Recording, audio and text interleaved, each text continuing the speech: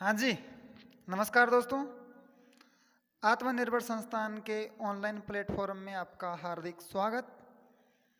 और देखिए दोस्तों, हम पिछली क्लास में राजस्थान के स्थिति के बारे में बात कर रहे थे, यानी कि राजस्थान की लोकेशन। तो हमने अक्षांशों के हिसाब से राजस्थान की स्थिति के बारे में पढ़ा, देशांतरों के हिसाब से राजस्थान की स्थिति के बारे में पढ़ा था हमने। अक्षांश और देशांतरों को मिला के राजस्थान की स्थिति के बारे में पढ़ा। फिर हमने भारत के सापेक्ष राजस्थान की स्थिति को देखा, एशिया महाद्वीप के अनुसार राजस्थान की स्थिति को देखा। तो देखिए दोस्तों, जो ये वाला जो टॉपिक है, इस पर कंसेप्ट के आधारित बहुत सारे क्वेश्चन बनते हैं यहाँ से। तो जैसे ये टॉपिक खत्म होगा, मैं आपके लिए एक क्वेश्चनों की सीरीज लेके आऊँगा और प्रत्येक क्वेश्चन को आपको हल कराया जाएगा यहाँ पर। और इस टॉपिक को पढ़ने के बाद आपको अगर किसी भी प्रकार का कोई डाउट होगा तो मुझे उम्मीद है जहाँ तक कि जैसे ही मैं आपके जो क्वेश्चनों की स्लाइड लेके आऊँगा तो वो डाउट आपके उन क्वेश्चनों में क्लियर हो जाएंगे दोस्तों। तो कल हम बात कर रहे थे ग्लोब के ऊपर। ग्लोब है क्या, हम अक्षांश और देशांतर रेखाओं के बारे में बात कर रहे थे। तो आज हम जो महत्वपूर्ण जो अक्षांश हैं, पहले उनके बारे में बात करते हैं। फिर मैं आपको अक्षांश रेखाओं की इम्पोर्टेंस बताऊंगा दोस्तों, फिर देशांतर रेखाओं की इम्पोर्टेंस बताऊंगा, फिर राजस्थान की जो स्थिति है अक्षांश और देशांतर, फिर मैं उनको बताऊंगा आपको। और फिर बाद में मैं आपके लिए जैसे ये टॉपिक ख़त्म होने के बाद में आपके लिए एक क्वेश्चनों की स्लाइड लेके आऊँगा दोस्तों। उसमें आपका जो भी डाउट होगा वो क्लियर हो जाएगा दोस्तों। नो टेंशन, निश्चिंत रहिए। और ये आपके इमेजिन पावर यानी सोचने और समझने को बढ़ाना पड़ेगा दोस्तों। इसमें जितने भी क्वेश्चन हैं वो कंसेप्ट के बेस के ऊपर आधारित हैं। तो अब हम महत्वपूर्ण अक्षांशों की बात करते हैं दोस्तों। जैसे मान लीजिए ये हमारा ग्लोब है, ये हमारी पृथ्वी है। पृथ्वी को दो भागों में जो बांटने वाली रेखा है वो 0 डिग्री अक्षांशों की बात कर रहे हैं। 0 डिग्री अक्षांश, या हम इसे बोल सकते हैं भूमध्य रेखा, विषुवत रेखा या इक्वेटर। अगर हम अक्षांश रेखाओं की अगर हम बात करें तो जैसे जैसे हम देखिए 0 डिग्री जो अक्षांश है ये पृथ्वी को दो भागों में बांटती है, उत्तरी गोलार्ध एवं दक्षिणी गोलार्ध, यानी कि नदन हेमिस्फीयर एवं सदन हेमिस्फीयर। जैसे जैसे हम 0 डिग्री से ऊपर की ओर बढ़ते हैं उत्तरी गोलार्ध में तो अक्षांशों का मान बढ़ता है दोस्तों। जैसे जैसे हम उत्तर की ओर बढ़ते हैं तो अक्षांशों का मान बढ़ता है। जैसे 1 2 3 4 ऐसे करके यहाँ पर 90 डिग्री अक्षांश है। जो ये ध्रुव बिंदु है ऊपर की तरफ 90 अक्षांश है। इसी प्रकार नीचे भी अक्षांश रेखाओं का मान बढ़ता है, 1 2 ऐसे करके यहाँ तक 90 डिग्री, यानी कि 0 डिग्री अक्षांश के उत्तर की तरफ भी 90 अक्षांश है और नीचे की तरफ भी 90 अक्षांश है। तो हम ये कह सकते हैं कि अक्षांश रेखाओं की ग्लोब पर अक्षांश रेखाओं की कुल संख्या कितनी है। तो यहाँ से देखिए 90 उत्तर की तरफ है, 90 दक्षिण की तरफ है, यानी कि 180 प्लस एक 0 डिग्री वाला 181 मानक अक्षांश ग्लोब पर दर्शाए गए हैं। लेकिन अक्षांश रेखाओं की अगर संख्या पूछे आपसे तो 179 बताना है, 179, क्योंकि जो 90 डिग्री है यह केवल ध्रुवीय बिंदु है दोस्तों, यह कोई रेखा खींची हुई नहीं है। तो अब हम महत्वपूर्ण अक्षांशों की बात करते हैं हमारे ग्लोब के ऊपर। एक हमारे उत्तरी गोलार्ध में एक महत्वपूर्ण अक्षांश आता है। जैसे जैसे हम 1 2 3 ऐसे ऐसे करते करते ऊपर चलते हैं तो यहाँ हमारा एक आता है 23.5 डिग्री, 23.5 डिग्री। अब मैं इनको मिटा देता हूँ दोस्तों, ये तो आपको समझाने के लिए मैंने यहाँ लिखा था। अब हम जैसे जैसे उत्तर की ओर बढ़ते हैं तो यहाँ हमारा एक अक्षांश आता है 23.5 डिग्री। इसका मान 23.5 डिग्री है दोस्तों, और इसे हम कर्क रेखा कहते हैं। ये जैसे भूमध्य रेखा है, ये कर्क रेखा है, कर्क रेखा। इसी प्रकार उत्तर की तरफ चले हम और ऊपर तो यहाँ आता हमारे 66.5 डिग्री, यानी आर्कटिक वर्त। फिर हमारे बिंदु में आ गया ध्रुव बिंदु 90 डिग्री अक्षांश। इसी प्रकार हम 0 डिग्री के अगर नीचे चले दक्षिणी अक्षांशों में अगर चलें, ये तो हमने उत्तरी अक्षांशों की बात की है, अगर हम दक्षिणी अक्षांश की बात करें तो इस तरफ भी तो मान बढ़ता है। यहाँ पर हमारे एक 23.5 डिग्री की हम बात करते हैं, 23.5 डिग्री ये वाली है जो ये दक्षिणी अक्षांश में है। जो दक्षिणी अक्षांश में जो 23.5 डिग्री है उसे मकर रेखा कहा जाता है दोस्तों। कौन सी रेखा? मकर रेखा। फिर जैसे जैसे हम नीचे चलते हैं तो यहाँ पर आती है हमारी एक 66.5 डिग्री, इसको बोलते हैं हम अंटार्कटिक, अंटार्कटिक वर्त। ये तो हो गई हमारे महत्वपूर्ण अक्षांश। अगर हम यहाँ से अगर हम क्वेश्चन बनाए अक्षांशों के ऊपर, देखिए दोस्तों जो अक्षांश और जो देशांतर है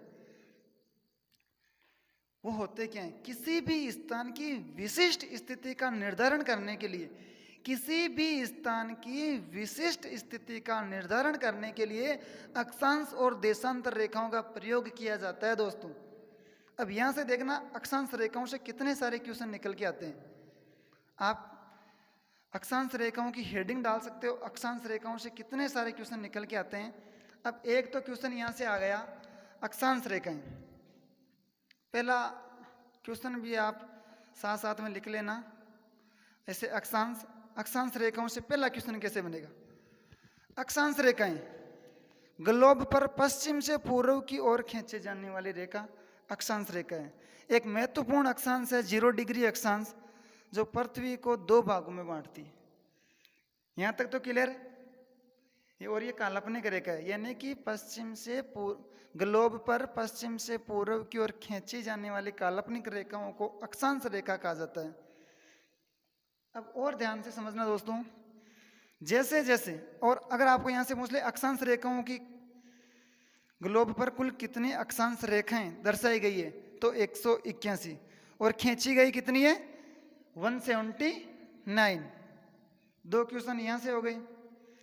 एक क्वेश्चन कैसे बन सकता है यहाँ से, जैसे जैसे हम उत्तर की ओर बढ़ते हैं तो अक्षांश रेखाओं का मान देखिए दोस्तों, अक्षांश रेखाओं की जो लंबाई है, अक्षांश रेखाओं की जो लंबाई है इसमें कमी आती है। जैसे जैसे हम अक्षांशों की ओर बढ़ते हैं, उच्च अक्षांशों की ओर बढ़ते हैं तो अक्षांश रेखाओं की लंबाई में कमी आती है।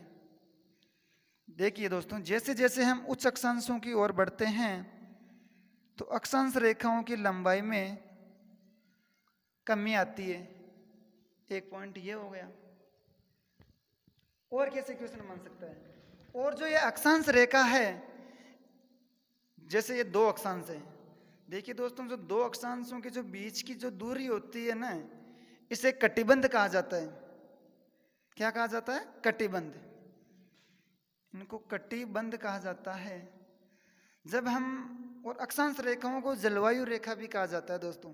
जब हम राजस्थान की जलवायु पढ़ेंगे तो हम राजस्थान की जलवायु पढ़ेंगे, राजस्थान की जलवायु उष्ण कटिबंधीय है, उष्ण कटिबंधीय जलवायु है, शुष्क जलवायु है, शुष्क उष्ण कटिबंधीय जलवायु है, उपोष्ण कटिबंधीय जलवायु है। जो ये जो वर्ड यूज में होते हैं, क्यों होते हैं? क्योंकि जो जलवायु रेखा है हमारी, अक्षांश रेखाएं हैं वो जलवायु रेखाएं हैं, और इनके जो बीच की जो दूरी होती है उन्हें कटिबंध कहा जाता है। इसलिए हमारे जो जलवायु वाले पोर्शन में जो हम कटिबंध जो शब्द यूज करते हैं, इसका कारण यही है दोस्तों। और यहाँ से क्वेश्चन कैसे बन सकता है, अक्षांश रेखाओं की 2 अक्षांशों के बीच की दूरी, जैसे मान लीजिए 0 डिग्री अक्षांश है, इसके ऊपर 1 डिग्री आएगा, फिर 2 डिग्री आएगा।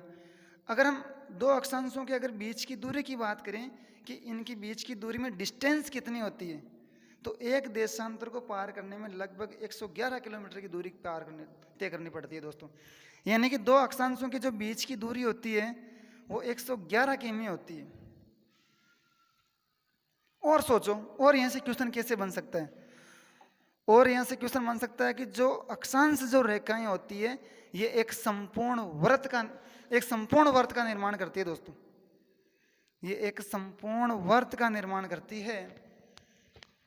और यहाँ से क्वेश्चन कैसे बन सकता है, सोचो दोस्तों, आप जितना इमेजिन करोगे आप किसी भी प्रकार से यहाँ से क्वेश्चन बना सकते हो। आपकी सोचने और समझने की शक्ति को बढ़ाना पड़ेगा दोस्तों, आपकी इमेजिन पावर को बढ़ाना पड़ेगा। और देखिए दोस्तों, और कैसे क्वेश्चन बना सकते हैं, जैसे जैसे हम उच्च अक्षांशों की ओर बढ़ते हैं, जैसे जैसे हम देखिए दोस्तों, यहाँ पर 0 डिग्री है, 1 2 3 4 5, जैसे जैसे हम उच्च अक्षांशों की ओर बढ़ते हैं तो तापमान में कमी होती है दोस्तों, क्योंकि जो ध्रुवीय प्रदेश है तापमान की भी कमी होती है और साथ में दिन और रात की अवधि बढ़ती है दोस्तों। तापमान की कमी होती है और दिन और रात की अवधि बढ़ती है। जैसे जैसे हम निम्न अक्षांश से उच्च अक्षांश की ओर बढ़ते हैं तो दिन व तापमान में कमी व दिन व रात की अवधि बढ़ती है। जैसे जो 90 डिग्री जो ध्रुवीय क्षेत्र है, यहाँ पर 6 महीनों के रात व 6 महीनों के दिन होते हैं दोस्तों, और यह ठंडे प्रदेश हैं। जैसे हमारा जो अंटार्कटिका जो महाद्वीप है, जो अंटार्कटिका जो कॉन्टिनेंट है, उस महाद्वीप को हम श्वेत महाद्वीप के नाम से भी जानते हैं, क्योंकि वहाँ वो ध्रुवीय क्षेत्र में है। जैसे जैसे हम इधर भी अगर हम बात करें, निम्न अक्षांश से उच्च अक्षांशों की ओर बढ़ते हैं तो दिन व रात की अवधि बढ़ती है तथा तापमान में कमी होती है। तो यहाँ तक तो क्लियर हो गया दोस्तों। और जब मैं आपके लिए क्वेश्चन लेके आऊँगा तो उसमें मैं ये फिर से जिक्र करूँगा कि मैंने बताया था आपको कि जैसे जैसे हम उच्च अक्षांशों की ओर बढ़ते हैं तो दिन की अवधि बढ़ती है दोस्तों और तापमान में कमी आती है। अब यहाँ से आप क्वेश्चन लिख सकते हो दोस्तों। मेरे हिसाब से आपको अक्षांश समझ में आ गया होगा। अगर आप क्वेश्चन लिखना चाहते हो तो आप अक्षांश लगा के लिख सकते हो। पहला क्वेश्चन, पहला तो आप पॉइंट लगा के लिख सकते हो, ग्लोब पर पश्चिम से पूर्व की ओर खींची जाने वाली काल्पनिक रेखा को अक्षांश कहा जाता है। दूसरा बिंदु आप लगा सकते हो कि ग्लोब पर कुल अक्षांश रेखाएं 181 होती है, यानी कि 181 दर्शाई जाती है, तथा जो खींची गई रेखा होती है वो 179 रेखा होती है दोस्तों। तो एक क्वेश्चन आप यहाँ से नोट कर सकते हो। एक क्वेश्चन आप नोट कर सकते हो कि दो अक्षांशों के बीच की दूरी को कटिबंध कहा जाता है। फिर अगला पॉइंट लगा के लिख सकते हो आप, दो अक्षांशों के जो बीच की जो दूरी है वो 111 किमी है, यानी कि जो दो अक्षांशों के बीच की जो डिस्टेंस है वो 111 किलोमीटर है। और आगे अगर आप पॉइंट लगा के लिखना चाहते हो तो एक पॉइंट और लिखो कि अक्षांश रेखाओं को जलवायु रेखा भी कहा जाता है। अक्षांश रेखाओं को जलवायु रेखा भी कहा जाता है। एक और लिखो पॉइंट लगा के आप, जैसे जैसे हम निम्न अक्षांश से उच्च अक्षांश की ओर बढ़ते हैं तो दिन व रात की अवधि बढ़ती है तथा तापमान में कमी आती है। जैसे जैसे हम निम्न अक्षांश से उच्च अक्षांश की ओर बढ़ते हैं तो दिन व रात की अवधि बढ़ती है तथा तापमान में कमी आती है। और जो अक्षांश जो रेखाएं होती है, एक पॉइंट और लगा के लिख सकते हो आप, अक्षांश रेखाएं एक संपूर्ण वर्त का निर्माण करती है दोस्तों। और जो अक्षांश जो 0 डिग्री जो अक्षांश है, जो ये अब यहाँ से समझना दोस्तों, जो 0 डिग्री जो अक्षांश है ये पृथ्वी को दो भागों में बांटती है। जो इसके जो उत्तर की तरफ यानी जो उत्तरी गोलार्ध में जो अक्षांश खींचे गए हैं उन्हें हम उत्तरी अक्षांश कहते हैं। तो आप यहाँ से एक पॉइंट और भी लगाकर लिख सकते हो कि उत्तरी गोलार्ध में खींचे गए अक्षांशों को उत्तरी अक्षांश कहा जाता है। उत्तरी गोलार्ध में खींचे गए अक्षांशों को उत्तरी अक्षांश कहा जाता है। अब हम राजस्थान की अगर अक्षांश स्थिति की बात करें तो उसको आप ध्यान से समझना दोस्तों। अब हम राजस्थान की अक्षांश स्थिति की बात कर रहे हैं। चलो अक्षांश स्थिति की बात करने से पहले मैं आपको देशांतर के बारे में और बता देता हूँ, फिर बाद में हम राजस्थान की अक्षांश स्थिति के बारे में भी बात करेंगे। देशांतर रेखाएं, अक्षांश और देशांतर के, अक्षांश की अगर हम बात की तो इनको दोनों को साथ में कंपेयर कर लेते हैं। देशांतर रेखाएं, वही कंडीशन 0 डिग्री, प्रधान मध्याह्न रेखा या Greenwich GMT, Greenwich mean time. जो GMT है, जो सभी देशों का जो समय लिया गया है दोस्तों, वो GMT से लिया गया है। जो ग्रीनविच मीन टाइम है, इससे जो हमारी जो भारत के जो मानक समय है, देशांतर रेखा है, वो 82.5 डिग्री पूर्वी देशांतर रेखा है। जो 0 डिग्री से 5.5 घंटे का समय अधिक है दोस्तों, वो तो हम समय और तिथि कैसे निकालते हैं उनकी भी हम बारीकी से डिटेल करेंगे, लेकिन अभी तो आप यहाँ देशांतरों को समझने की कोशिश करें। देशांतर होते क्या हैं? देखिए दोस्तों, जो 0 डिग्री जो देशांतर रेखा है, ये भी पृथ्वी को 2 बराबर भागों में बांटती है। पूर्वी गोलार्ध, इधर वाला तो इधर वाला हिस्सा हो गया पूर्वी गोलार्ध यानी कि ईस्टर्न हेमिस्फीयर। इधर वाला जो गोलार्ध है, ये वाला, ये हो गया हमारा पश्चिमी गोलार्ध।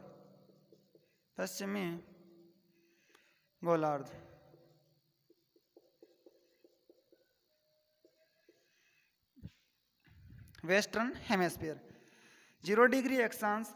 अब यहाँ से अगर हम बात करें, 0 डिग्री जो देशांतर रेखा है, वो पृथ्वी को 2 भागों में बांटती है, पूर्वी गोलार्ध एवं पश्चिमी गोलार्ध। अब अगर हम बात करें कि हमारी जो संपूर्ण पृथ्वी है या ग्लोब पर कुल कितने देशांतर दर्शाए गए हैं, देखिए दोस्तों, देशांतर रेखाएं आपको ग्लोब पर आप जब देखोगे तो आपको ऐसे दिखाई देगी।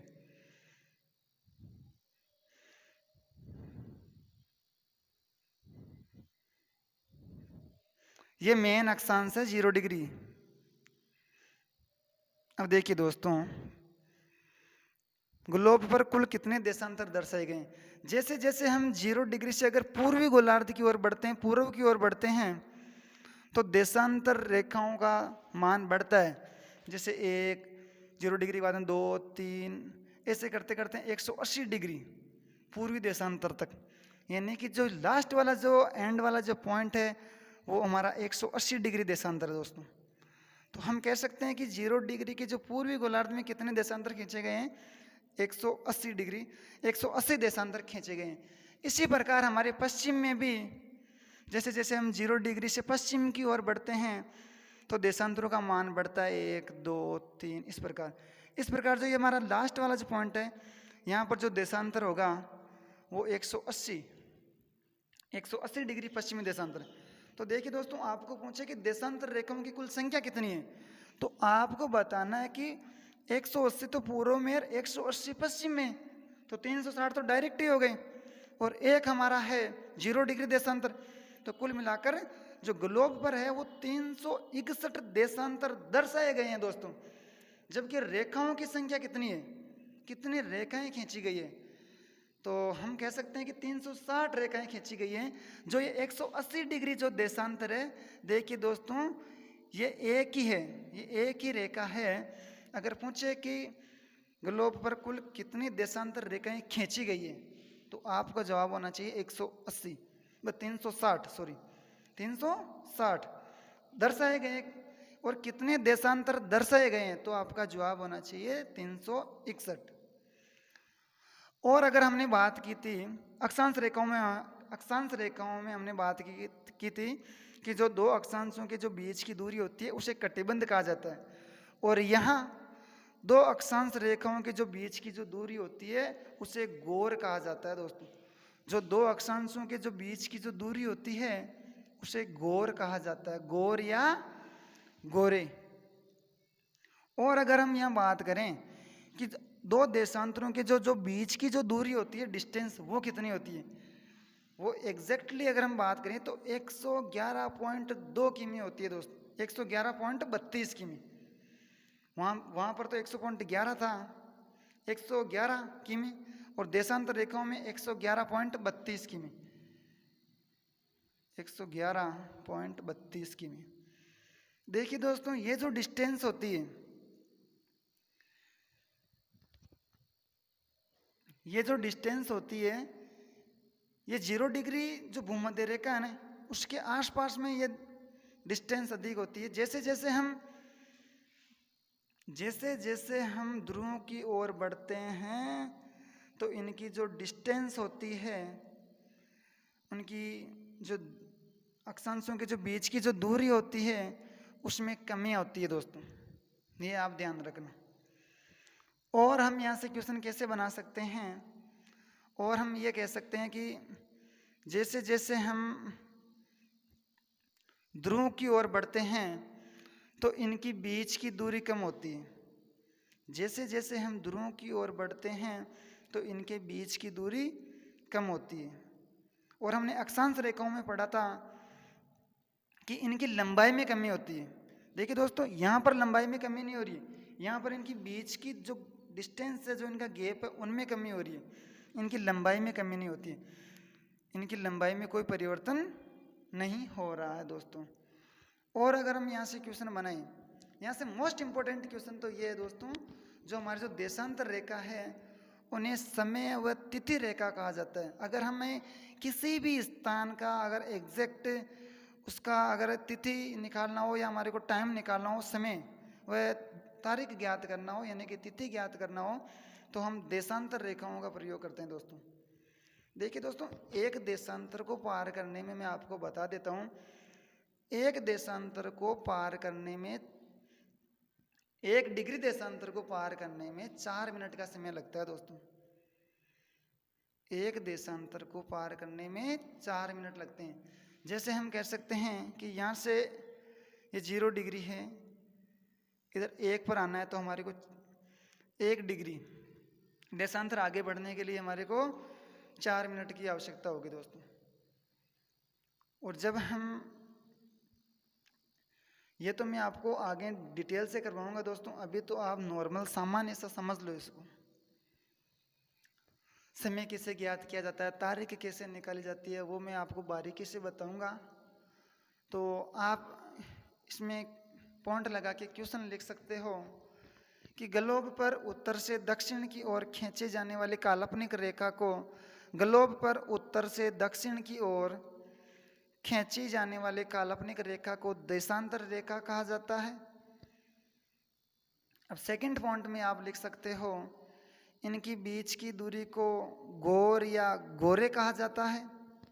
आप ऐसे लिखना दोस्तों, देशांतर लिख के ऐसे लाइन खींच के पहला पॉइंट लगा लेना। फिर दूसरे पॉइंट की हमने बात कर रहे थे अभी, देशांतर रेखाओं के बीच की दूरी को गोर कहा जाता है।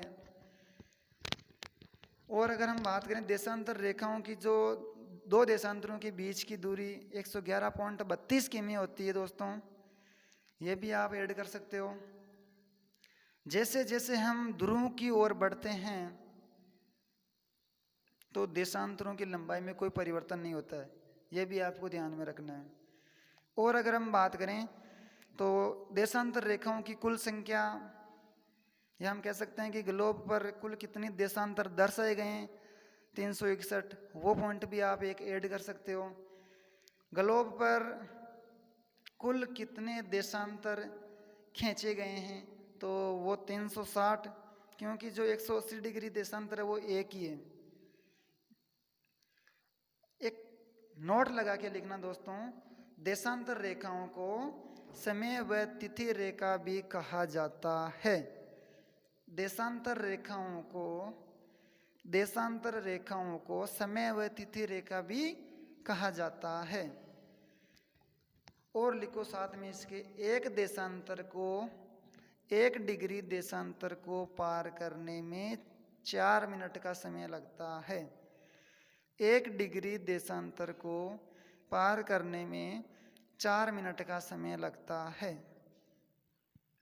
देखिए दोस्तों, मान लीजिए कि कोई भी देशांतर मान लो, जैसे हमारा जो हम मानते हैं 82.5 डिग्री जो पूर्वी देशांतर रेखा है, भारत का मानक समय है 82.5 डिग्री। या आप ऐसे मान लो कि जो राजस्थान का जो देशांतरी विस्तार है जो राजस्थान का जो देशांतरी विस्तार है वो 69 डिग्री 30 से 78 डिग्री 17 है। 69 डिग्री 30 से 78 डिग्री 17 है। अगर हम इनके जो अगर इनका अंतर निकालें तो हमारे सामने निकल कर आता है 8 डिग्री 47। 69 डिग्री 30 बड़े में से छोटा वाक्य निकालो, 78 डिग्री 17। देखिए दोस्तों, तो डिग्री वाला जो सिंबल है ये तो डिग्री है, और ये वाला जो सिंबल है ये मिनट वाला है। यानी कि 69 डिग्री 3 मिनट से 78 डिग्री 17 मिनट राजस्थान का देशांतरी विस्तार है दोस्तों। अगर हम इनका डिस्टेंस की बात करें तो डिग्री में होते हैं दोस्तों 60 मिनट। कितने मिनट होते हैं? 60 मिनट। 69 डिग्री 30 है दोस्तों, तो यहाँ से अगर 30 में से 17 नहीं निकल रहा है तो इधर हम 60 मिनट उधार लेते हैं, 1 डिग्री यानी कि, तो यहाँ पर हो गए हमारे 77 में से हमने 30 वाक्य निकाले तो हमारे बचे 47। इधर 1 डिग्री इधर चला गया तो इधर हमारे बचे 77 में से अगर हम 69 निकालें तो हमारे पास बचेंगे 8 डिग्री 47 मिनट। जो राजस्थान का जो देशांतरी विस्तार है वो 8 डिग्री 47 है। तो ये जो डिग्री वाला जो है ना, 1 डिग्री देशांतर को पार करने में, यहाँ से ध्यान से समझना, जब मैं आपको राजस्थान का जब देशांतरी विस्तार पढ़ाऊंगा तो मैं जो राजस्थान के जो पूर्व से पश्चिम के जो समय का जो अंतराल है वो भी बताऊंगा। तो वो कैसे निकालते हैं वो मैं आपको यहाँ बता रहा हूँ अभी। जो राजस्थान का जो देशांतरी विस्तार है वो 8 डिग्री 47 है। 1 देशांतर को पार करने में 4 मिनट का समय लगता है। 1 डिग्री देशांतर को पार करने में 4 मिनट का समय लगता है दोस्तों। और ये जो वाला सिंबल है ये मिनट का है, ये डिग्री वाला है, और ये वाला जो सिंबल है ये मिनट का है। तो 1 मिनट को पार करने में कितने सेकंड?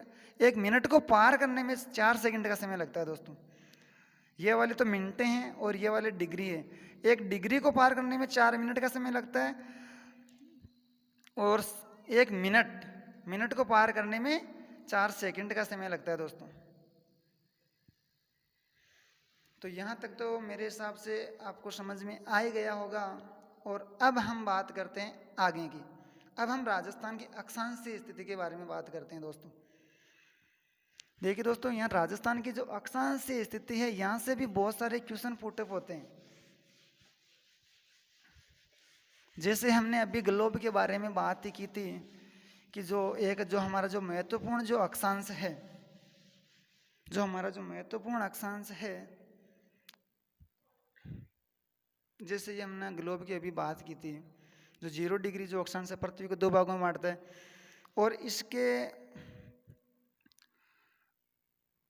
और हमने ये भी पढ़ा था कि अक्षांशों के हिसाब से जो राजस्थान की जो लोकेशन है वो उत्तरी गोलार्ध में यानी कि नॉर्दर्न हेमिस्फीयर में है। कौन से गोलार्ध में? नॉर्दर्न हेमिस्फीयर में। जैसे जैसे हम उच्च अक्षांशों की ओर बढ़ते हैं, ये 0 डिग्री है, इसके ऊपर 1 2 3 ऐसे अक्षांश बढ़ते जाएंगे। जो हमारा जो राजस्थान का जो अंतिम जो नीचे वाला जो पॉइंट है, सेंटर दक्षिणी बिंदु, यहाँ पर भी तो कोई ना कोई तो अक्षांश होगा। यहाँ पर भी तो कोई ना कोई तो अक्षांश होगा। तो यहाँ जो अक्षांश है दोस्तों वो है 23 डिग्री और 3 मिनट। 23 degree 3 minute. तो जो ऊपर वाला जो उत्तरी जो बिंदु है राजस्थान का, यहाँ पर भी तो कोई ना कोई अक्षांश होगा। यहाँ है 30 डिग्री और 12 मिनट। तो अगर आपको पूछे कि राजस्थान की अक्षांशीय स्थिति क्या है, तो आपको बताना है 23 डिग्री 3 मिनट उत्तरी अक्षांश से 30 डिग्री 12 मिनट उत्तरी अक्षांश। देखिए दोस्तों, आप गलती कहाँ करते हो? आप इसको पढ़ने में ऐसे पढ़ते हो कि 23 डिग्री 3 दक्षिणी अक्षांश से 30 डिग्री 12 उत्तरी अक्षांश। ये गलत हो जाता है दोस्तों। क्योंकि हम उत्तरी अक्षांश में हैं तो हम उत्तरी अक्षांश शब्द का ही प्रयोग करेंगे। 23 डिग्री 3 उत्तरी अक्षांश से 30 डिग्री 12 उत्तरी अक्षांश, ये हमारा राइट होगा। और मैंने आपको पहले भी बताया था कि जो उत्तरी गोलार्ध में जो अक्षांश होते हैं उनको हम उत्तरी अक्षांश कहते हैं। और यहाँ से हमारा एक महत्वपूर्ण अक्षांश है 23.5 डिग्री, जो कर्क रेखा है, जो हमारे राजस्थान के 2 जिलों से होकर गुजरती है, डूंगरपुर और बांसवाड़ा को। यानी डूंगरपुर को तो छूती हुई और बांसवाड़ा के मध्य से गुजरती है। अगर आपको पूछ ले कि कर्क रेखा कहाँ से होकर गुजरती है, आप अगर बांसवाड़ा भी ऑप्शन में आए, डूंगरपुर भी आए और 2 ऑप्शन कोई और दे दे, अगर अलग अलग आए तो आपको बांसवाड़ा करके आना है दोस्तों। अगर आपको युग्म में पूछे तो आपको डूंगरपुर और बांसवाड़ा दोनों करने हैं। और हम कर्क रेखा के ऊपर भी हम डिटेल से बात करेंगे बाद में। अभी तक तो आप इतना सा ही समझो, ज़्यादा गालमेल करने में क्या मतलब है। यहाँ मैं दूसरी कोई चीज़ें पटक दूँ लाके। मेरी प्रत्येक चीज़ सेट की हुई है कि कौन सी चीज़ कहाँ पढ़नी है हमारे को। आप उसकी चिंता मत कीजिए दोस्तों कि आपने ये तो बताया ही नहीं। प्रत्येक चीज़ बताऊंगा और उसका निश्चित टाइम आने पर उसी जगह बताऊंगा मैं। ये नहीं है कि यहीं पर भी मैं वो बता दिया फिर आगे जाके फिर बता दिया, ऐसे नहीं। नोट्स बनाने हैं, मैं आपको टीका लिखाऊंगा दोस्तों।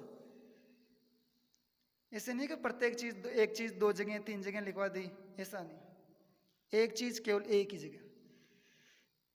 अब अगर हम बात करें, अब देखिए दोस्तों, इधर हम बाहर बना लेते हैं राजस्थान। जो ये राजस्थान है यहाँ पर जो है 23 डिग्री 3 मिनट, 23 डिग्री, ये वाला जो सिंबल है मिनट वाला है। 23 डिग्री से 3 मिनट उत्तरी अक्षांश से 30 डिग्री 12 मिनट उत्तरी अक्षांश। और देखिए दोस्तों, यहाँ से आपको अंग्रेजी वर्ड भी याद रखने हैं। अक्षांश को बोलते हैं लॉन्गिट्यूड। कई बार एग्जाम में वो अक्षांश न देख रहे, ऐसे भी लैंग्वेज चेंज कर सकता है कि राजस्थान का जो अक्षांश विस्तार है वो कितना है। वो ऐसे बोल सकता है कि 23 डिग्री 3 नदन हेमिस्फीयर से 23 डिग्री 3 नदन लॉन्गिट्यूड से 30 डिग्री 12 नदन लॉन्गिट्यूड, यानी कि नॉर्थ लॉन्गिट्यूड। तो हम ये भी मान सकते हैं कि इंग्लिश के जो वर्ड है आप वो भी याद रखा करो, क्योंकि जो पिछली बार जो पुलिस का जो एग्ज़ाम हुआ था उसमें क्वेश्चन आया था कि सबसे बड़ा सागर कौन सा है। तो सबसे बड़ा सागर था हमारे प्रशांत महासागर। तो वहाँ पर उन्होंने अंग्रेजी वर्ड यूज़ कर लिया था पैसिफिक ओशियन। तो वो सभी बच्चों के लगभग गलत ही हुआ था दोस्तों। ऐसे कॉन्टिनेंट, ओशियन जैसे महासागर वगैरह, हेमिस्फीयर गोलार्ध, लॉन्गिट्यूड, अक्षांश, ये जो वर्ड है इनके आप अंग्रेजी में भी आप इनका नाम आपको पता होना चाहिए, क्योंकि आजकल एग्जामिनर बहुत चालाक हो गए हैं दोस्तों। वो अंग्रेजी की जो शब्द हैं उनको भी यूज में लेते हैं। तो आप तो अपने आप में 100%, यानी कि एग्जामिनर को बोल दो कि तू डाल चल, हम तो पत्ते पत्ते चलेंगे, तो टेंशन लेने की जरूरत नहीं है दोस्तों। यहाँ तक तो हमारा ये तो क्लियर हो गया। ये जो राजस्थान की जो डिस्टेंस है 23 डिग्री 3 से 30 डिग्री 12, ये कितनी है, यानी कहने का मतलब राजस्थान के उत्तर से दक्षिण की जो डिस्टेंस है वो कितनी है। तो ये जो डिस्टेंस हमारे सामने निकल के आई, ये डिस्टेंस है दोस्तों 826 किलोमीटर। और हम कह सकते हैं कि जो राजस्थान का जो दक्षिणतम जो बिंदु है वो कौन सा है। जो राजस्थान का जो दक्षिणतम बिंदु है वो है दोस्तों बोरकुंड। अगर वो तहसील की बात करें तो कुशलगढ़, और जिला तो आपको पता है ही बांसवाड़ा। अगर गांव की बात करें, स्थान की बात करें तो आपको बताना है बोरकुंड। अगर तहसील की बात करें तो आपको बताना है कुशलगढ़। अगर जिले की बात करें तो आपको बताना है बांसवाड़ा। इसी प्रकार वो उत्तरी बिंदु भी तो पूछ सकता है कि राजस्थान का उत्तरी बिंदु कौन सा है, तो आपको बताना है कोणा गांव। अगर तहसील पूछे तो आपको बताना है श्री गंगानगर, जिले के नाम के ऊपर ही है। और जिला पूछे तो उत्तरी जो जिला है वो है ही श्री गंगानगर ही। और वो ऐसे घुमा के भी क्वेश्चन दे सकता है दोस्तों कि जो 23 डिग्री जो अक्षांश रेखा है वो राजस्थान में किस तहसील से होकर गुजरती है। तो हमारे को पता है कि 23 डिग्री जो अक्षांश रेखा है वो हमारे बांसवाड़ा की कुशलगढ़ तहसील से होकर गुजरती है। अगर गांव या स्थान का नाम पूछे तो आपको बताना है बोरकुंड, अगर जिला दे दे तो आपको साफ साफ पता ही है कि बांसवाड़ा से होकर गुजरती है। इसी प्रकार वो 30 डिग्री 12 के बारे में भी बात कर सकता है। तो यहाँ से हमारे सामने कम से कम 10-12 क्वेश्चन निकल के आते हैं। और मैं तो ये कहता हूँ कि दोस्तों जो ज्योग्राफी है उसको आप समझ लो, बाद में क्वेश्चन कैसे ही बनाए, किसी भी प्रकार से बनाए, कोई दिक्कत नहीं आएगी दोस्तों। आपका केवल कंसेप्ट क्लियर होना चाहिए। तो जो अक्षांश की जितनी भी बातें हैं इनको आप नोट कर लो दोस्तों। आप लिखो, हेडिंग डालो राजस्थान की अक्षांशीय स्थिति। राजस्थान की अक्षांशीय स्थिति। देखिए दोस्तों टाइम कम है इसलिए मैं जल्दी जल्दी लिख रहा हूँ। तो राजस्थान की जो अक्षांशीय स्थिति है इसमें आपको नोट कैसे करना है, नोट्स बनाने का भी एक तरीका होना चाहिए दोस्तों। अक्षांशीय स्थिति, हम अक्षांश की बात करेंगे। अक्षांशीय स्थिति कितनी है, अभी हमने पढ़ा था। जो राजस्थान की जो अक्षांशीय स्थिति है, राजस्थान की जो अक्षांशीय स्थिति है, हमने राजस्थान देखा था अभी उत्तरी गोलार्ध में आया था, यानी 23 डिग्री 3 मिनट और 30 डिग्री 12 मिनट, ये इनकी डिस्टेंस देखी थी। तो जो राजस्थान की जो अक्षांशीय स्थिति है हम ऐसे कह सकते हैं कि 23 डिग्री 3 मिनट नदन लॉन्गिट्यूड। तो मैं इंग्लिश में इसको शॉर्ट में लिख रहा हूँ, northern longitude to 30 degree 12 minute northern longitude, यानी कि 30 डिग्री 3 मिनट उत्तरी अक्षांश से 30 डिग्री 12 उत्तरी अक्षांश। ये तो हो गया राजस्थान का अक्षांश। अगर हम बात करें स्थान की, यानी जो अक्षांश है स्थान, ये जो 23 डिग्री जो अक्षांश है यहाँ पर कौन सा स्थान है, बोरकुंड। बोरकुंड। अगर यहाँ पर अगर हम बात करें स्थान के बाद में तहसील की, तहसील, तो यहाँ जो तहसील है वो है कुशलगढ़। और अगर हम यहाँ जिले की बात करें, जिला है बांसवाड़ा। अब इसी प्रकार हम 30 डिग्री की अगर हम बात करें तो जो 30 डिग्री जो अक्षांश रेखा जहाँ से होकर गुजरती है वहाँ पर अगर हम स्थान की बात करें तो स्थान कौन सा है, कोणा। कोणा गांव गंगानगर है। तहसील की बात करें तो श्री गंगानगर ही है, ये श्री गंगानगर। अगर हम जिले की बात करें तो जिला भी श्री गंगानगर है। अगर हम 23 डिग्री 3 से 30 डिग्री 12 यानी कि राजस्थान के दक्षिण से उत्तर की ओर या उत्तर से दक्षिण की ओर अगर हम डिस्टेंस की बात करें तो दूरी लिख लो आप। ये वाला जो पोर्शन है दक्षिण वाला है और ये वाला है जो उत्तर वाला है। तो जो इनके जो बीच की जो दूरी है ये वाली 826 किमी है दोस्तों। कितनी है, 826 किमी। और यहाँ पे आप एक और ऐड कर सकते हो, जो इनका जो विस्तार है, राजस्थान कितने, राजस्थान का अक्षांशीय विस्तार कितना है, 23 डिग्री 3 मिनट से 30 डिग्री 12 मिनट के बीच में ही तो फैला हुआ है। तो इनके बीच में कितने अक्षांश हैं, तो बड़े में से छोटा बाकी निकाल लो। 30 डिग्री 12 में से 23 डिग्री 3 बाकी निकाल लो तो आपके आ जाएगा 7 डिग्री 9 मिनट। तो राजस्थान का जो अक्षांशीय जो विस्तार है, विस्तार कितना है दोस्तों, विस्तार लिख सकते हो आप 7 डिग्री 9 मिनट।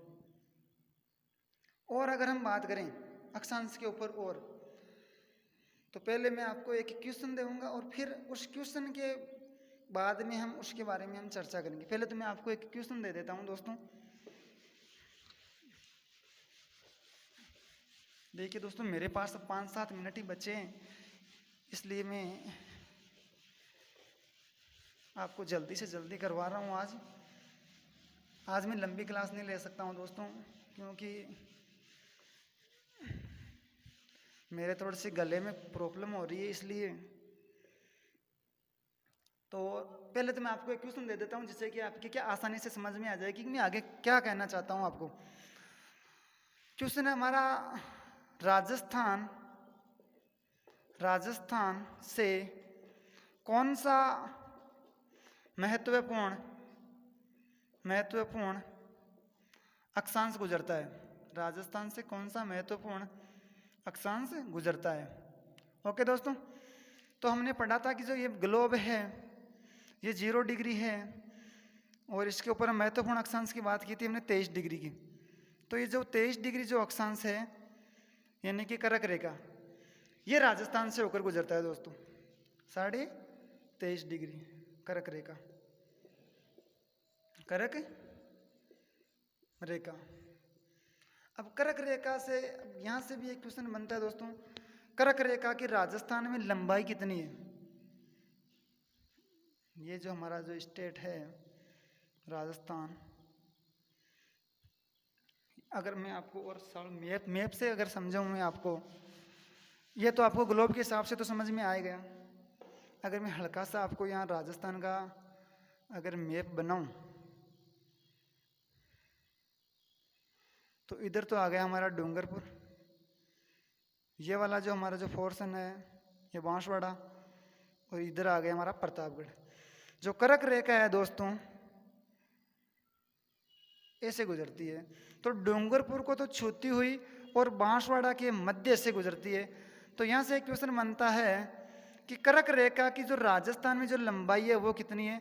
तो कर्क रेखा की जो राजस्थान में लंबाई है दोस्तों वो 26 किमी है। कर्क रेखा डूंगरपुर और बांसवाड़ा से होकर गुजरती है, डूंगरपुर को छूती हुई और बांसवाड़ा के मध्य से। और अगर यहाँ से क्वेश्चन आ जाता है दोस्तों,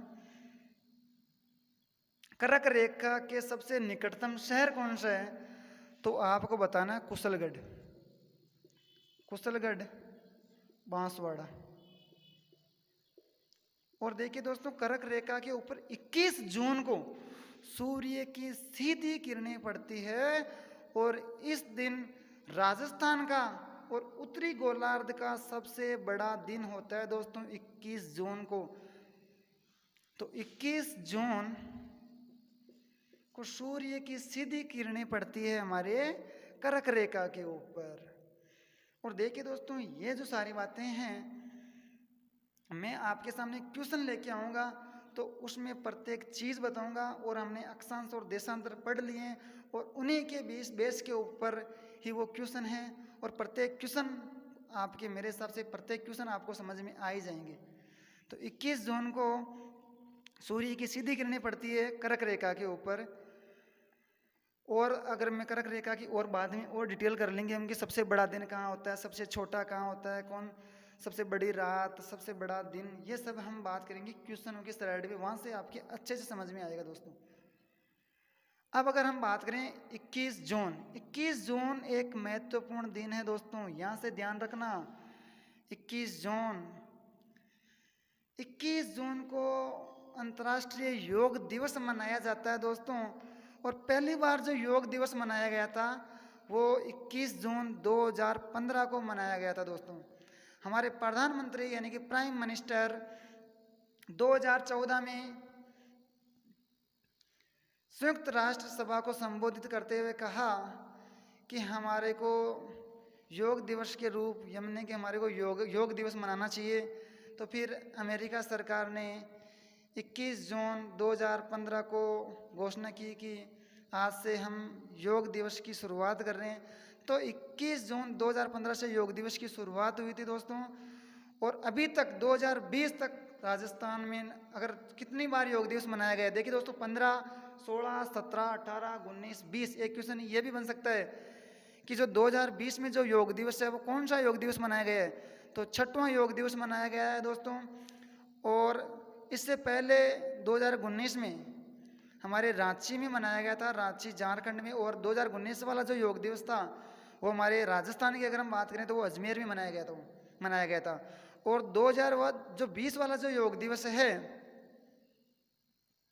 ये हमारे लद्दाख में मनाने का प्रस्ताव था, लेकिन कोरोना वैश्विक महामारी की वजह से ये हो नहीं पाया। इसको ऑनलाइन यानी वर्चुअल तरीके से करवाया गया था दोस्तों। तो अगर पूछे कि जो 2020 का जो योग दिवस है इसकी थीम क्या है, इसकी थीम क्या है, अपने अपने घर में और अपने परिवार के साथ योग करें, इसकी थीम है दोस्तों। ये भी आप ध्यान रखना, याद रखना, क्वेश्चन के लिए एग्जाम की दृष्टि से बहुत महत्वपूर्ण है। अगर आपको 2019 वाले योग दिवस की अगर थीम भी पूछ सकते हैं तो आप उसकी थीम भी याद कर लो, योगा फॉर क्लाइमेट एक्शन, यानी जलवायु परिवर्तन। और आप योग दिवस के बारे में और पढ़ना दोस्तों।